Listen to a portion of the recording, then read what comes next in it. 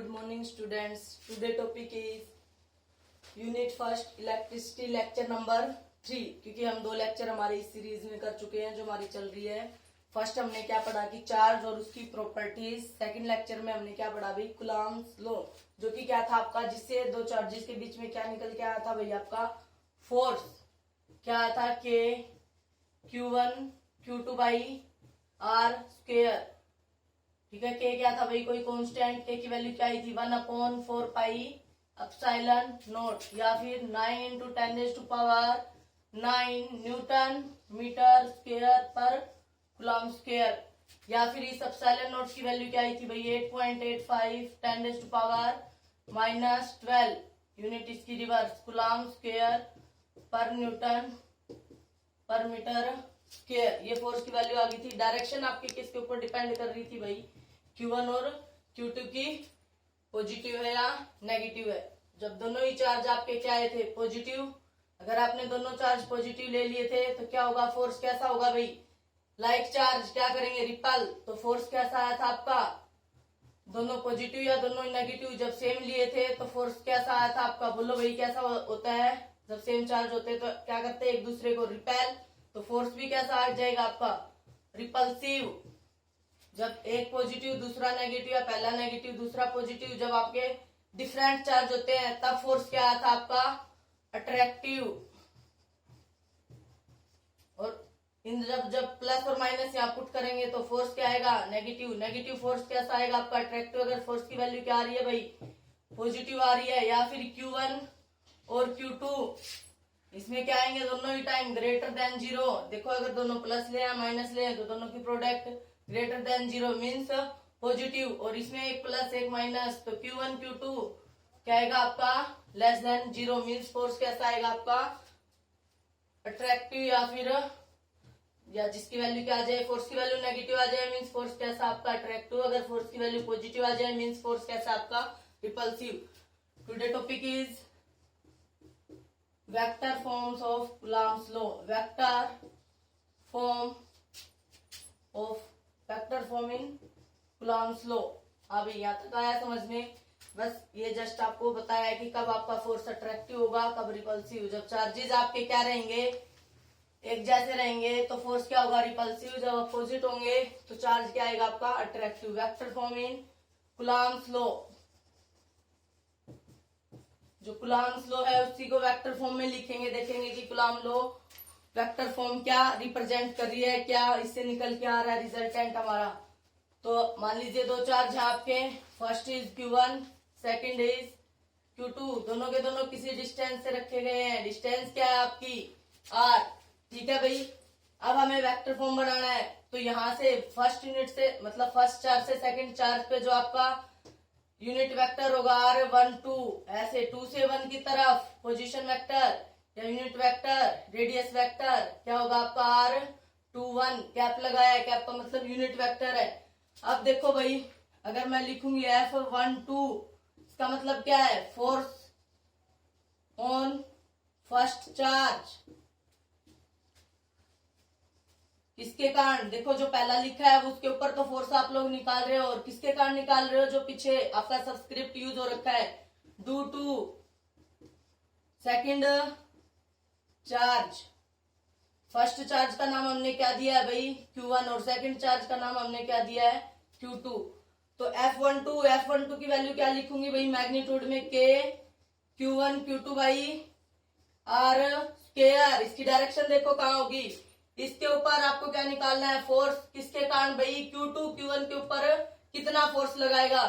तो plus plus क्या करेंगे एक दूसरे को रिपेल का मतलब चार्ज से अपोजिट डायरेक्शन में एरो। तो F12 force on first due to second charge, तो इन दिस डायरेक्शन आपका फोर्स आएगा भाई। और रेडियस वेक्टर 12 किधर है आपका इन दिस डायरेक्शन F12 R12 ऐसे लिख सकते हैं। इक्वेशन फर्स्ट 1 से 2 की तरफ क्या है आपकी डायरेक्शन, कौन सा यूनिट वेक्टर बता रहा है R12। सिमिलरली F21 इसका क्या मतलब होगा फोर्स ऑन, ये सबसे पहले क्या है force on Q2 due to कौन सा भाई Q1 चार्ज के कारण क्या आएगा, बोलो डायरेक्शन। इस चार्ज के ऊपर आपको फोर्स निकालना है, किसके कारण, इस चार्ज के कारण। तो 2 और 1 दोनों क्या है, सेम है, यानी कि दोनों सेम है। जब Q1 Q2 की प्रोडक्ट क्या आएगी आपकी, ग्रेटर देन 0, और ग्रेटर देन 0 का मतलब फोर्स कैसा आएगा, नेट फोर्स, रिपल्सिव। ठीक है, तो यहां से आपका F12 की वैल्यू क्या लिखोगे, मैग्नीट्यूड तो K Q1 Q2 by R square, direction कौन बताएगा, यूनिट वेक्टर। तो इसकी फोर्स की डायरेक्शन कहाँ जाएगी भी, इसके ऊपर निकालना है, इसके कारण। तो दोनों एक दूसरे को क्या करेंगे, रिपेल।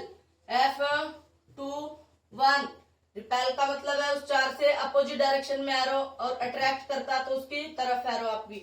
F21 यूनिट वेक्टर देखो इन दिस डायरेक्शन कौन सा है आपका, हाँ इन दिस डायरेक्शन क्या था भाई, F12 इधर है, और इसकी डायरेक्शन में कौन सा यूनिट वेक्टर था आपका, सॉरी R21, फोर्स इधर है, तो इसकी डायरेक्शन यूनिट वेक्टर देखो कौन सा है, R21। अब आपका फोर्स इधर है, उस डायरेक्शन में आपका कौन सा unit vector, R12। Unit vector क्या होता है भाई, जिसका मैग्नीट्यूड क्या होता है आपका 1, और डायरेक्शन क्या होती है, direction is same as that of आपका जो भी वेक्टर है, क्वांटिटी उसके इक्वल होती है, इक्वेशन सेकंड। अब आप देखो R12 मैग्नीट्यूड तो दोनों का इक्वल है, बट डायरेक्शन क्या है, अपोजिट। तो R12 माइनस ऑफ R21 और R21 minus of R12, R1 की जगह R21 लिख दो, या R21 की जगह R21 लिख दो। तो इसमें हम इधर चेंज करना चाहे तो क्या लिख दूंगी मैं, F21 is equals to K Q1 Q2 by R square. 12 की जगह मैंने लिख दिया R21 but with minus sign, equation number 3। अब देखो F12 और F21 मैग्नीट्यूड में दोनों क्या है, इक्वल है, बट डायरेक्शन क्या है, opposite from first and third. F12 equal to F21 minus के साथ, मीन्स क्या है आपका, दो फोर्स इक्वल एंड अपोजिट क्या होंगे, एक्शन एंड रिएक्शन आ रहे इक्वल एंड अपोजिट। तो this hold is Newton third law. तो हमें पता चल गया कि कुलाम्स लॉ की जो वेक्टर फॉर्म है वो हमें क्या बता रही है, न्यूटन्स थर्ड लॉ को वेरीफाई कर रही है। सिमिलरली अगर हम इधर प्लस लें और इधर क्या लें, माइनस लें, एक प्लस और एक माइनस, तो क्या आ जाएगा भाई, Q1 Q2 लेस देन 0, और लेस देन 0 मतलब नेगेटिव फोर्स, और नेगेटिव फोर्स कैसा आएगा, अट्रैक्टिव। अट्रैक्टिव का मतलब अब की बार फोर्स कहा जाएंगे, फोर्स की डायरेक्शन अब क्या थी, रिपल्सिव। देखो दोनों डायरेक्शन अपोजिट किस लिए है, क्योंकि Q1 Q2 की वैल्यू ग्रेटर है, ग्रेटर का मतलब पॉजिटिव, और पॉजिटिव कौन से फोर्स होते हैं, रिपल्सिव। क्या फोर्स रिपेल कर रहे थे, यस दोनों अपोजिट डायरेक्शन में थे। अगर मैं इसको प्लस और इसको माइनस ले लूंगी तो क्या होगा भाई, बस ये डायरेक्शन क्या हो जाएंगी फोर्स की, इधर हो जाएंगी। लेकिन फिर आना यही है, R12 F21 फिर भी क्या आएगा आपका, सिमिलरली करके लिख दो। Similarly for Q1 Q2 less than 0, greater के लिए हमने देख लिया ये वेरीफाई हो रहा है, लेस देन 0 यानी रिपल्सिव के लिए आपका ये आया था। तो अट्रैक्टिव के लिए भी आपका क्या आएगा, same F12 equal to minus of F21। ठीक है, दोनों ही केस में आपके क्या हो रहा है, न्यूटन्स थर्ड लॉ वेरीफाई हो रहा है। न्यूटन्स के 3 लॉ थे, फर्स्ट सेकंड एंड थर्ड, +1 में आप लोगों ने पढ़ा है। फर्स्ट क्या था, फर्स्ट यही था भाई, if a body is in rest it tries to in rest, if a body is in motion it tries to in remains in motion until and unless no external force is applied on it. जब तक उसके ऊपर बाहरी force नहीं लगता है तब तक ऑब्जेक्ट अपनी स्टेट को गेन करे रखती है। इसी को अपने इनर्शिया ऑफ रेस्ट भी कहा होगा भाई। ठीक है, सेकंड क्या था, force is directly proportional to dp by dt, rate of change of momentum with respect to time. इसी को सोल्व किया होगा तो आपने मास इनटू एक्सेलरेशन आया होगा। और थर्ड लॉ क्या था, कोई ऑब्जेक्ट आपकी रखी है, अगर एक्शन ऊपर की तरफ है तो रिएक्शन नीचे की तरफ, और ये दोनों क्या होंगे, इक्वल बट अपोजिट डायरेक्शन। कहा जैसे आप चल रहे हो, आप एक्शन इधर की तरफ करते हो, रिएक्शन बैकवर्ड डायरेक्शन में आपका रहता है। मीन्स वो भी किसको होल्ड कर रहा है, न्यूटन्स थर्ड लॉ को। मैंने एग्जांपल से भी बता दिया भाई। यही थी हमारी vector form of Coulomb's law. अगर आपका एमसीक्यू आता है प्रीवियस ईयर की तरह आपके किसमें भाई टर्म फर्स्ट में, तो पूछेगा कि कूलम्ब्स वेक्टर फॉर्म किस चीज को होल्ड करती है आपकी न्यूटन्स थर्ड लॉ को। कब भाई Q1 Q2 ग्रेटर देन 0 या Q1 Q2 लेस देन 0, दोनों पे ही ऑप्शन में मिलेगा ग्रेटर देन 0, लेस देन 0 या ग्रेटर इक्वल 0 या नन ऑफ दीज, तो दोनों पे ही होल्ड कर रही है। बोथ का ऑप्शन भी मिल सकता है। किसको होल्ड करती है न्यूटन्स थर्ड लॉ को। और कूलम्ब्स लॉ होता क्या है, प्रोडक्ट ऑफ टू चार्जेस के डायरेक्टली और इनवर्सली स्क्वायर ऑफ डिस्टेंस के, और वो हमने प्रीवियस वीडियो में कर लिया। हाँ भाई यहाँ तक अगर किसी को कोई डाउट है तो मेरे को कमेंट कर देना, मैं दोबारा फिर बता दूंगी।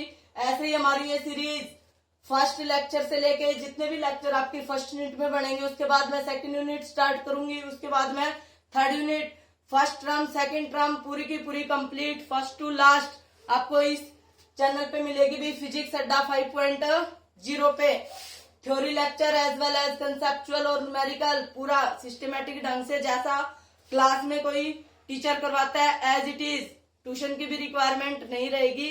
तो वीडियो को ज्यादा से ज्यादा शेयर करो एंड ज्यादा से ज्यादा देखो। Thank you.